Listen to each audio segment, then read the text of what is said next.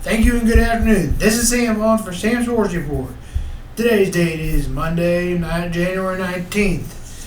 Tonight is a national championship. I think it will be another wide margin as the Indiana Hoosiers I expect to win by 35-20.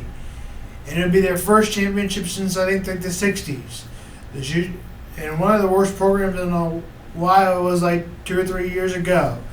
The Hoosiers have a number one draft pick. What a player. Fernando Mendoza, Heisman Trophy. Here is a preview. The running back, Marco Fletcher Jr., explosive big part of the play of Miami's attack. That's who we're starting with first. Malachi Tony is a dynamic player for the Canes.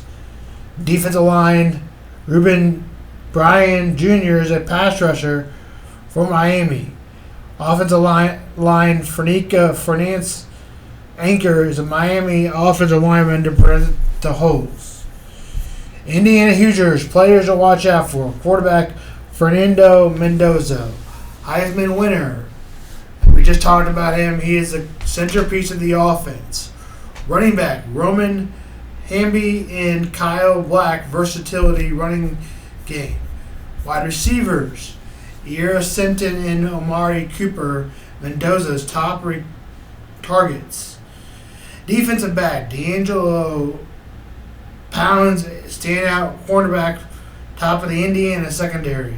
Linebacker, Adid Fisher, defensive back, and Lewis Moore. Frio, also key players on the defensive side. Starter Fernando Mendoza, we talked about him, how he could be the number one draft pick. Also starter for the Miami Hurricane at quarterback, wily veteran. Quarterback, even hard to say in college, wily veteran, but plenty of playoff experience is Carson Beck. Indiana's versus Miami's pass rush, turnovers and field position, tempo, control via run game. Bottom line, Indiana forces is favored to win if play clean and efficiency. Miami must create early pressure and capitalize on momentum. Indiana's spread is 7.5 to 8.5 points, favored by a touchdown or just over. My final again, 35-20.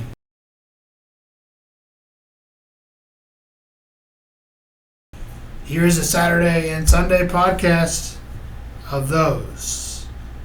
We did. KU wins on Friday. Mizzou loses on Saturday. Kansas State loses once again. Let's do the Texas Patriots. Since we did the Broncos beating the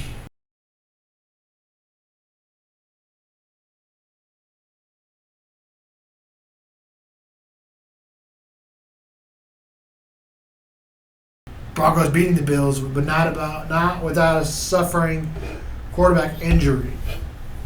We also did the Rams, 49ers, and Seahawks. The Seahawks depleted the 49ers. Let's do the Texans and Patriots. Since it wasn't less than a touchdown, we won't break it down completely. But we'll start with the fourth quarter, 21-16 Pats.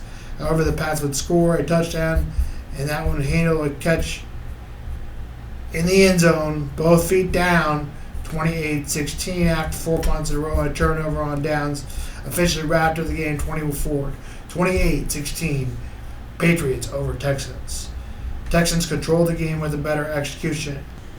Game summary. The game was played Sunday in Foxborough. Patriots defense dominated C.J. Stroud, forcing turnovers and interceptions 4 times. One interception was returned for a touchdown by Marcus Jones, helping build a defense lead. Drake May threw 3 touchdown passes for New England, though he also turned over the ball himself. Key storylines. New England's defense was the story of the game. The victory marks the Patriots' first back to the AFC Championship since 2018. They will face the Denver Broncos next week in the AFC Championship game. For the Texans, C.J. Stroud struggled receptions and forward, finishing with a start line with Dave Drew heavy criticism. Houston's season ends with a disappointment as the Texans were unable to overcome turnovers or mount a comeback.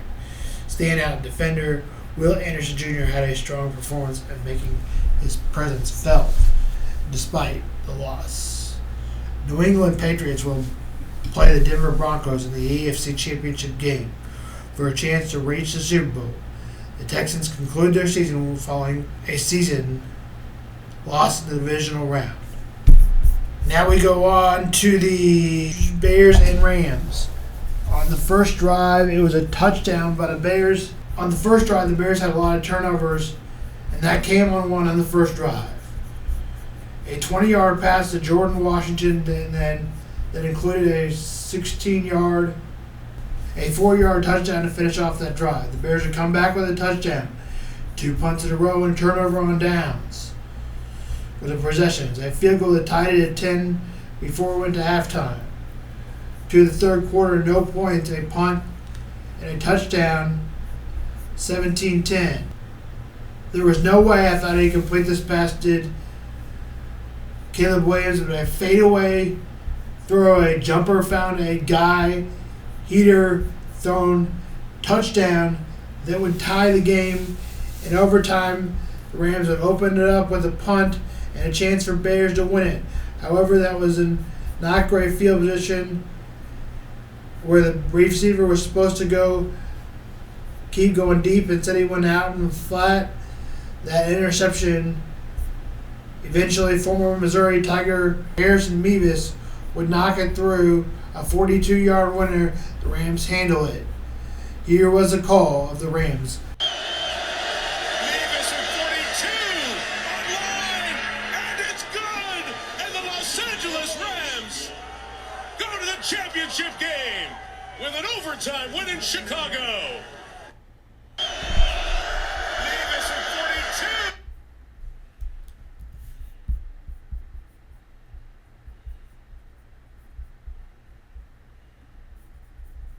Defense is dominated early, with both teams struggling to generate offense. Bears leaned on defense, field possession, keeping the Rams in check for long stretches. Rams tried to find the momentum in the run game and short passing game, but consistency was an issue. Quarterback play would convert consecutive focused on avoiding mistakes rather than pushing the ball down the field. For the Bears, key momentum came on turnovers by the Chicago Bears. Overall takeaway, gritty, low-scoring game playoff by the Rams situation. Football hurt the Bears. The Broncos will host the Patriots, like we said. No Bo Nix, like we said. This game kicks at 2 on Sunday. Much more tomorrow on this. Maybe with J.K. Dobbins, maybe play this weekend, comes off the disabled list. Or the injury list. Seahawks will host the Rams at 5:30. The NFC Championship game, much more on this tomorrow. We talked about the scores and the links on Sundays and Saturdays podcast.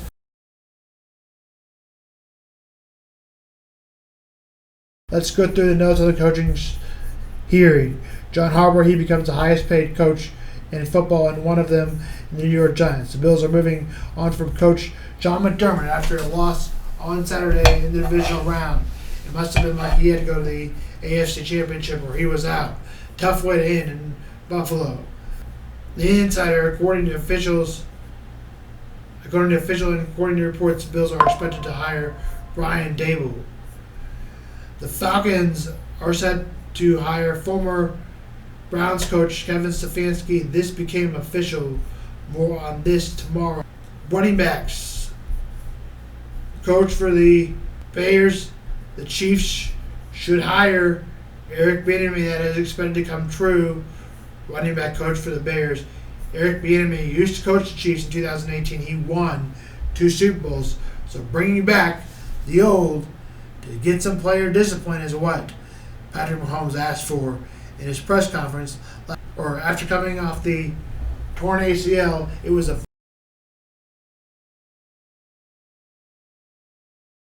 It looks like Matt Nagy's time is over in Kansas City.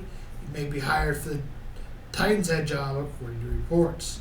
Here's 2 links On tap for tomorrow, Chiefs offensive coordinator reaction if he's hired. Also, running back talk about for the Chiefs. Join that tomorrow, and SoundCloud will have that more on SoundCloud. We talked about KU basketball game on the previous podcast and the previous two.